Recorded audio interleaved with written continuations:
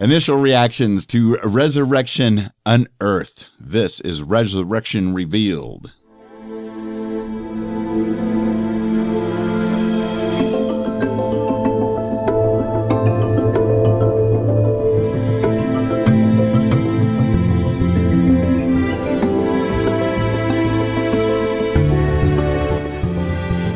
Welcome back to Resurrection Revealed.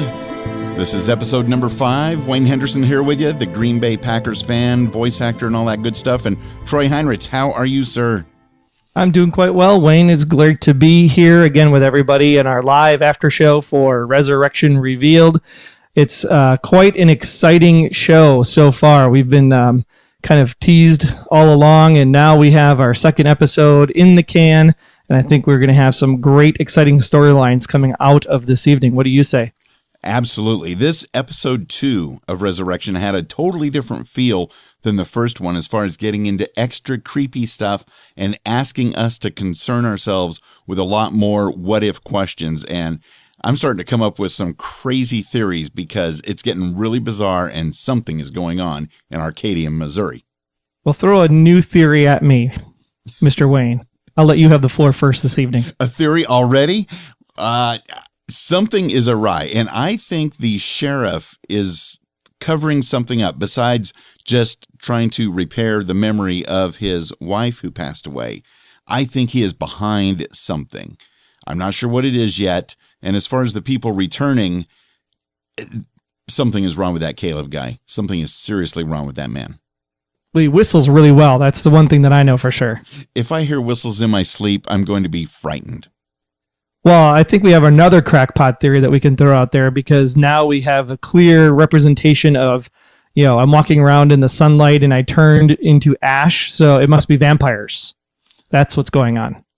Because he kind of melted like those typical vampires do when they get out in the sun and someone stakes them in the heart from those old vampire shows. But then again, that was just a dream, although that was very creepy and the special effects done on that were very well done.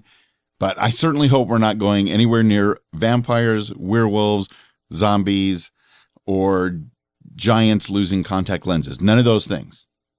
No, but I think there was a lot of great lines that kind of it really encapsulated a lot of what was going on this evening, right?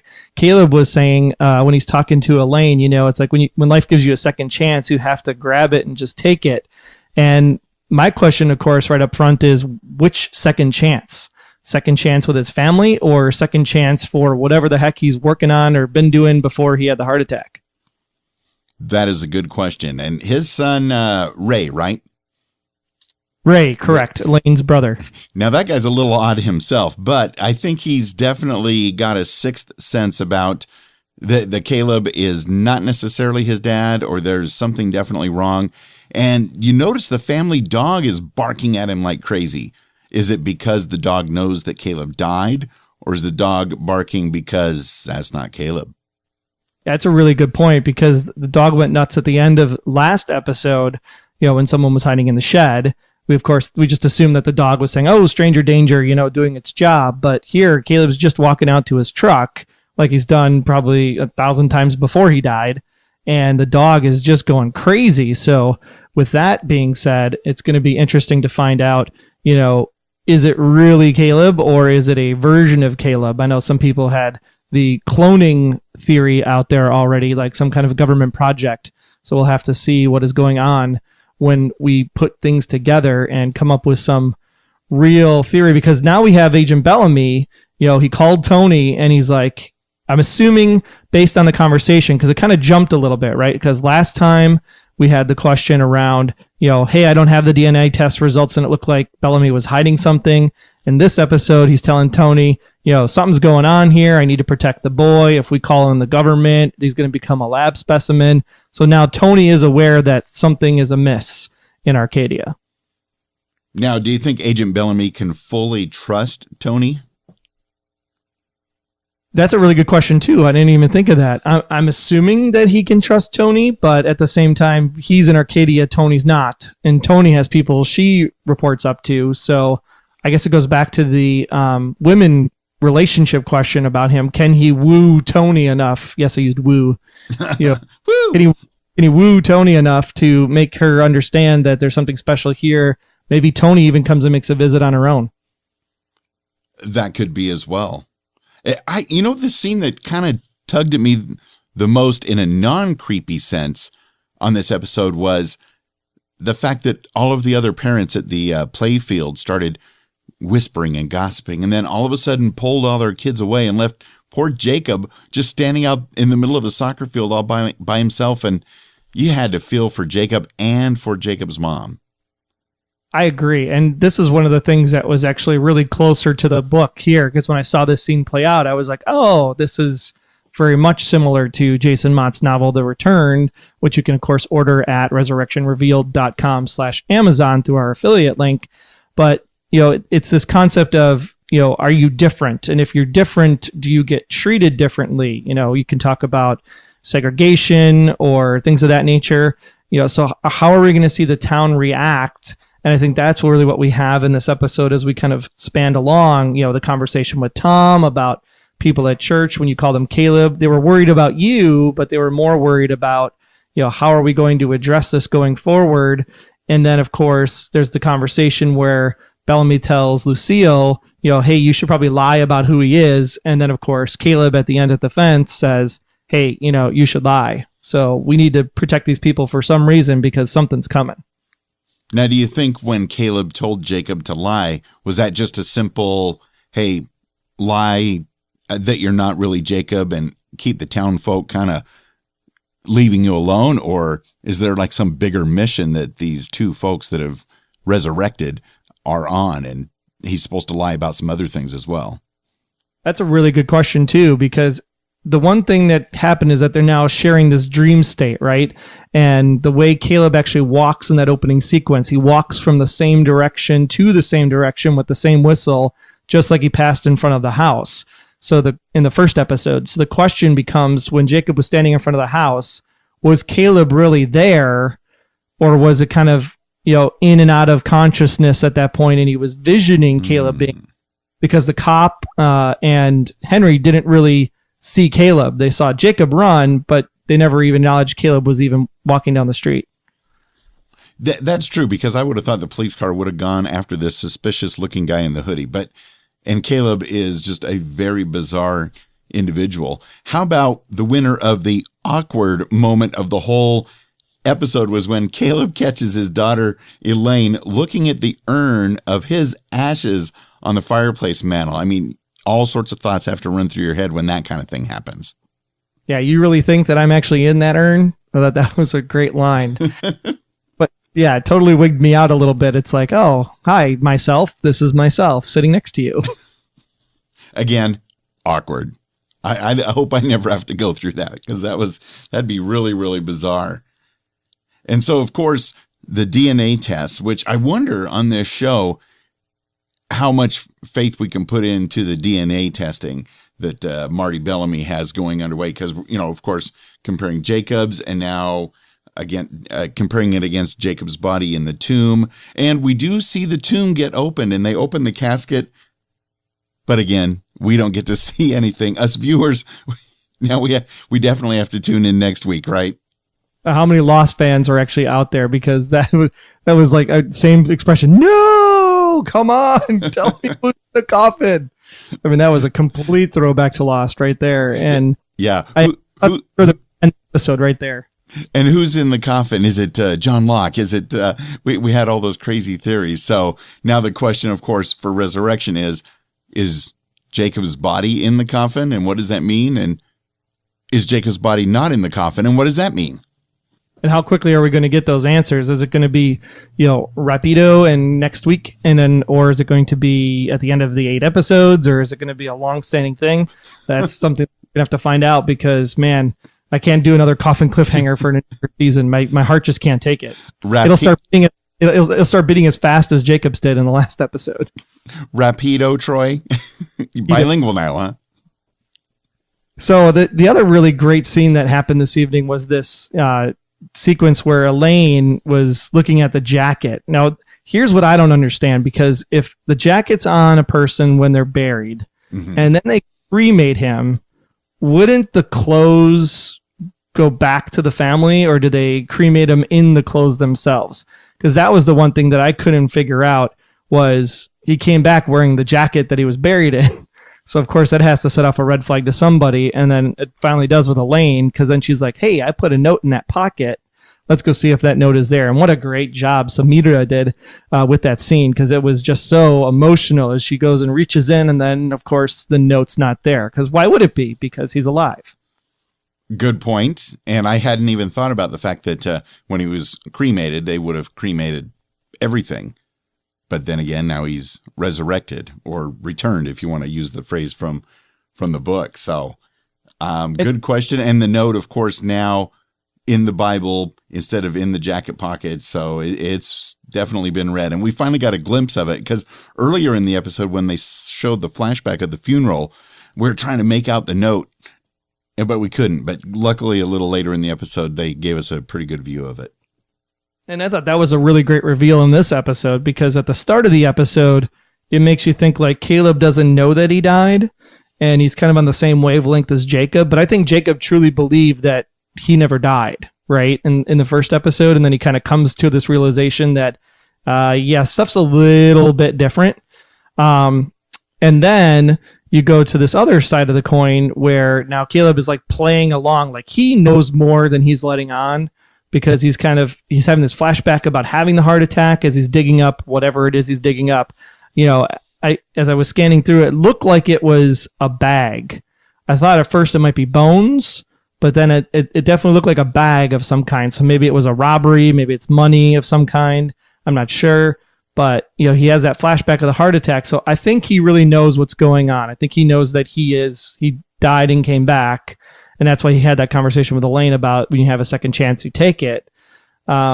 Because when he sees that, he purposely moved that note, right? He took it out of the jacket pocket, put it in the Bible. So he's hiding something. And the question is, what are they hiding, and what kind of wavelength are these returned all on with each other? Oh, no doubt. For my vote, it was definitely some sort of bag at the bottom of that hole in the ground, which was shaped about the size of a human body. I thought that it might be some sort of body bag, but we didn't get enough, again, hiding a few things from us, the viewers, to really make us wonder what is down in that hole. But it certainly set off Caleb. Number one, who wants to have a flashback of having a heart attack? That's no good. But then he goes to that guy's house, and that guy was so stunned to see Caleb alive again that he just couldn't even control himself and fell on the ground. And that's not a good idea. Well, and then we got another answer from our theories last week, who is Maggie's father? And Maggie's already thinking that herself, and she's just stalking the bald-headed guy sitting outside his house. What a great shout out to seeing Ned Bellamy there back on the small screen. Yes. He was on Under the Dome as Reverend Coggins. So great for us to see him doing the Under the Dome radio show this summer. And I thought it was interesting because the way she approached, he looked a little scared, like, oh my gosh, why is she here? And then she just blatantly says, I got one question, are you my dad? And he has like this kind of sigh of relief, like, no, I'm not your dad. But the biggest question is who's in the house with the bald-headed man? Is it Barbara? Is it somebody else? That is really the big question we have going in for next week. Like, is there someone else that's returned who's also back sitting there with the bald-headed man? Yeah, they actually left us with very many, good English on my part, a lot of cliffhangers there that made us want to come back, because I agree, it could be most anybody in that house. It could even be somebody unrelated to all the Langstons and all the other stuff that's going on. But I don't even know if I believe him when he told her that he's not her father. I mean, that could be a lie as well. And it was the way he said, he made that one point, like, I never left you alone when you were in the carriage. So the question that happens there, in my mind, is, I don't know, was there an adoption situation and maybe neither of them are the father, and that's why he said, I'm not the dad? It's really interesting to think about, because there's still some reason, like, why would you be pushing your child in the carriage with your affair, if you will, walking down by the river, and then how did you magically fall in, and why is the carriage by itself? Because we know that the bald-headed man was reaching in to save Barbara after Jacob fell in, so Maggie was alone at some point. And I think somebody actually emailed this in to us where She said that in one shot, Maggie was in the baby carriage, and then the next minute, Maggie's not in the baby carriage. So did somebody actually steal Maggie? Which then leads me to this question of, hey, she found out about us, or she's on to us, in that scene with Ned Bellamy in the house. So yeah, lots of questions. It's going to be great. I have my loss radar is 110% going off the charts right now, because there's just so many ways that this thing could go. Yes, and from being lost viewers, anybody else that was a lost viewer, we know that we have to watch everything, every number that's shown on the screen, every flashback, every expression. And I still don't think that she fell into the river. I think she was pushed, and it might be by somebody that we haven't seen yet. Maybe she was pushed in by somebody involved in this whole other issue that happened decades later with Caleb. There's something about that town, and they made it so prominent that we could see that factory that apparently isn't running anymore. There was no smoke coming out of the smokestacks.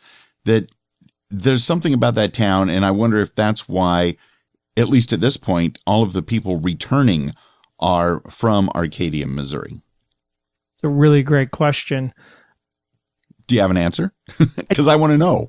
I think this factory is going to come into play at some point. It has to, right? It was too important to if it's a small town, you look at the real Arcadia, Missouri, I think it's a population of around 600 or so. Wow. So, a factory like this, would basically, employ the entire town. So if the factory shuts down, as soon as, Jacob dies, then you have these issues of, is the town going to die? Right? So how does the town get resurrected in the same sense? So I think the factory will play into it. I said the river is going to play into it. We're going to see something for sure, and we'll have to go from there. The bigger question is all of the kind of symbolism that we saw a little bit tonight too, right? So we had this conversation about wanting to open the tomb between Maggie and Bellamy and Henry and Lucille, and Henry's like, there's no way in heck you're going to open up my family's tomb. And Lucille's kind of like Pontius Pilate. She washes her hands and she's like, you got to do what you got to do to get your answers. Right. She doesn't want to be a part of it one way or the other. She's just happy Jacob is back. And then there was another really great scene when Frank is in the diner when Bellamy comes in talking to Maggie about his past, what happened 5 years ago. And literally he stands up, walks away from the table, and he says, I hope you do the right thing. Well, right thing in whose perspective, right? Right thing in the returns, right thing in the towns, right thing in Bellamy and Maggie, or right thing for the family. So I think that we're going to start to see some internal conflicts start to occur as the season rolls along, because there are people that are going to start taking sides, kind of like we saw with Jacob in the soccer field. Right. And I want to remind everybody, because we're all talking about theories and things that are popping into our heads, we want to hear your thoughts and theories and share them on our full episode later this week. So just go to resurrectionrevealed.com/feedback, and you can leave your feedback through there, or give us a call, good old-fashioned phone call. We'd love to play your voicemail on the next show. Just dial 904-469-7469. That's 904-469-7469. Let your voice be heard, because you probably have some great theories. In fact, I want to know what your theory is about what happened in Agent Bellamy's past, because that's another thing that, the sheriff really hammered on to Bellamy in this episode. You're not who you say you were. Remember what happened to you, 5 years ago or something like that? But we don't find out what that is and what has turned him into, quote unquote, a desk jockey. And that's going to play into Maggie and his relationship as they work together. So they're going to have to figure out how are they going to come to some agreement. I'm sure Maggie's going to ask them as they're out investigating, next week, hey, what did happen? Are you going to share the story with me? Because you're going to need to build that trust in order to get to the bottom of what's going on. Yeah, this was a very, very strong second episode.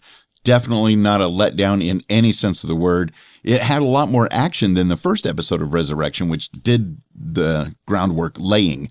But this one, lots of action, lots of creepiness, but like you touched on, Troy, lots more questions. Especially the questions of how sick is Elaine, right? Because Maggie's sitting there like, did you think we cremated the wrong guy? And Elaine's like, does it matter? Oh, yes. That was hello? Weird. Does it matter? Absolutely. Like, what are you talking about? And then, of course, she goes on and explains, like, my dad's back, and it's just good enough to have, my dad here. But at the same time, I was like, whoa, what kind of, like, twisted person are you? Yeah, and she does a good job of going between, she's a full-grown adult, obviously, but then when she does scenes with Ray, she definitely has that sisterly vibe about her. And, Ray is a little bit weird and untrusting, and she's a little overly trusting. So maybe some balance in that family would be good. And what was their relationship like before Caleb died? Because when Ray got caught in Caleb's room and he's like, hey, stay out of my room, you stay out of my room, we'll be all good. I mean, Ray looked either terrifiably scared, and I don't know if that was a scared from I don't know who you are, dude, or I'm scared because I know you're my dad and I know what you did to me when I was a younger kid. So, but Ray looked terrified at Caleb in that bedroom scene. Yes, he did. And that, for a father-son, especially when the son's a full-grown adult as well, that was just a whole really weird scene. And obviously Caleb knows that Ray suspects him of doing something weird. Now, I'm wondering, I don't think Caleb has just become this crazy person. I think he may have always been this way. And maybe before he died, Ray would have been a few years younger. What did we get? Like 7 years? Has it been about 7 years since he died? Or have they not given us time? I know it was in the promo for the Oscars, like when he died and when he came back. So I'd have to go back and watch that Oscar promo. I don't think they specifically spelled it out in the show this evening.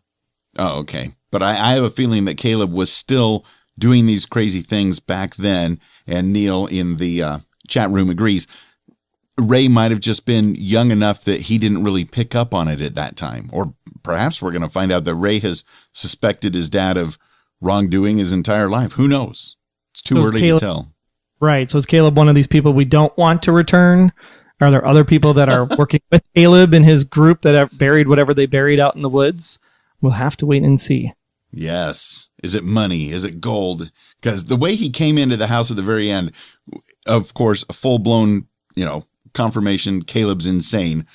Is it gone? Is it all gone? And gets out that hammer. And although the sound effect they played at the end was, more of a dramatic effect of end of episode, because that's not the sound a human body makes when it's hit with a hammer, I would assume. But that guy, not a good person at all. No, that is for sure.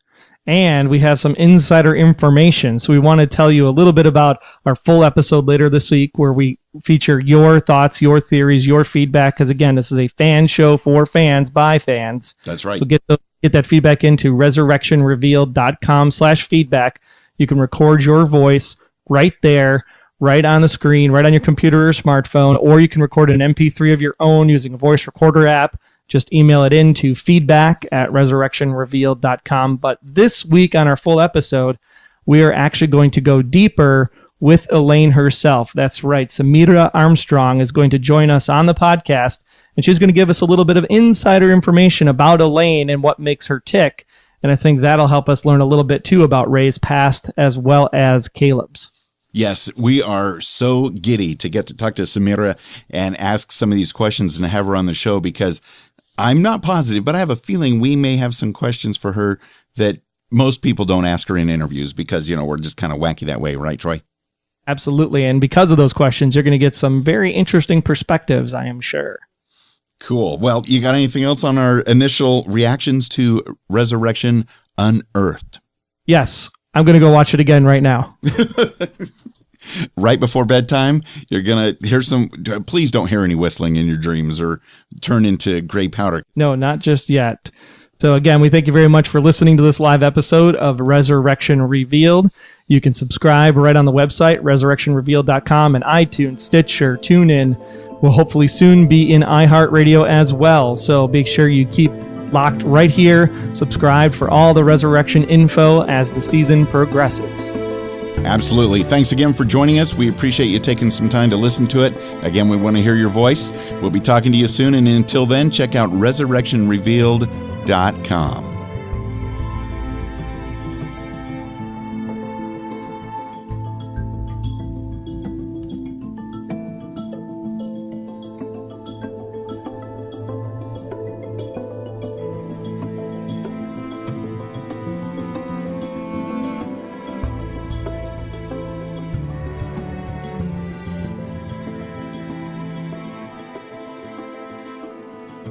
Resurrection Revealed is a proud member of Noodle Mix Network. Get more of our award-winning and award-nominated podcasts to help you laugh, think, and succeed at noodle.mx. Like our Wonderland podcast for Once Upon a Time in Wonderland and Welcome to Level 7, our Marvel Agents of S.H.I.E.L.D. podcast, all waiting for you at noodle.mx.